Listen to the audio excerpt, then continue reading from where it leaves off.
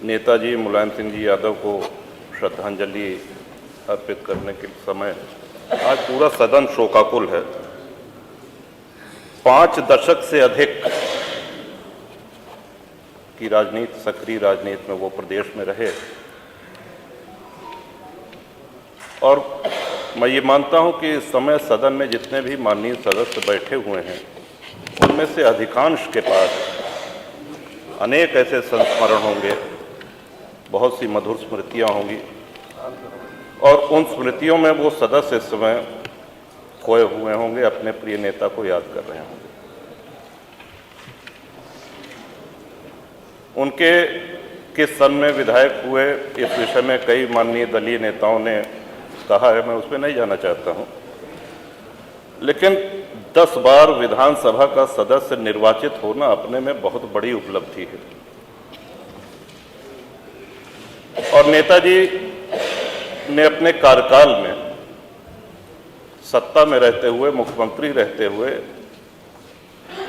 मैं समझता हूं कि हर विधायक, चाहे वो किसी भी दल का हो, कोई आवश्यक नहीं कि समाजवादी पार्टी का ही विधायक हो, किसी भी दल के माननीय विधायक उनसे जाकर के मिल सकते थे, अपनी समस्या बता सकते थे, उसका समाधान पा सकते थे और वो स्नेह सदैव उनको मिलता रहता था। जीवन नेताजी की जीवन शैली में कुछ बातों ने हमको बहुत प्रभावित किया। उनमें से एक है, हिंदी को उन्होंने सदैव बढ़ावा दिया। अंग्रेजी बोलचाल का एक सशक्त माध्यम है, विशेषकर जब हम विदेश जाएं, बाहर जाएं, जहां हिंदी बोलने वाले लोग न रहें, लेकिन प्रायः हम लोग अंग्रेजी इसलिए बोलने लगते हैं कि हम आधुनिक दिखें। नेताजी इस बात के विरोधी थे और हिंदी को बराबर उन्होंने प्रश्रय दिया और प्रेरित भी किया कि हम हिंदी का अधिक से अधिक उपयोग अपने दैनिक जीवन में करें और हिंदी के साथ साथ स्वदेशी वस्त्र।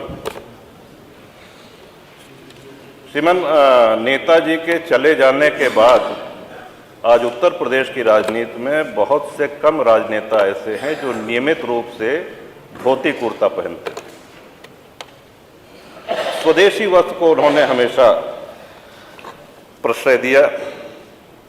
आज हम सभी लोग भावभीनी श्रद्धांजलि अर्पित कर रहे हैं।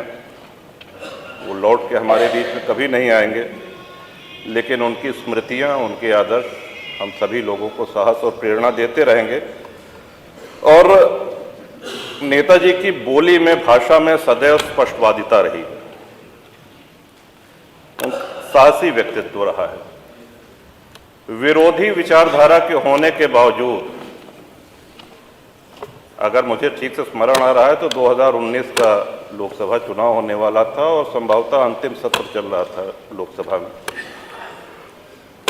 राजनीति में इतनी गहरी पकड़ और दूरदर्शिता थी उनकी कि वहां पर लोकसभा में उन्होंने कहा था कि आप लोग व्यर्थ परेशान मत होइए, लौट करके तो मोदी ही आएंगे।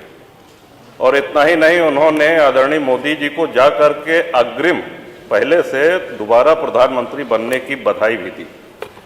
तो इतनी गहरी राजनीतिक पकड़ और ऐसा सोच उनका, ये हम सब लोगों को प्रेरणा देती हैं। अपने वरिष्ठ जनों से, अपने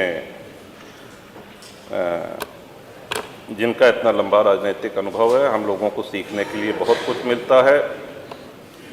और मैं तो ये कहूँगा कि इस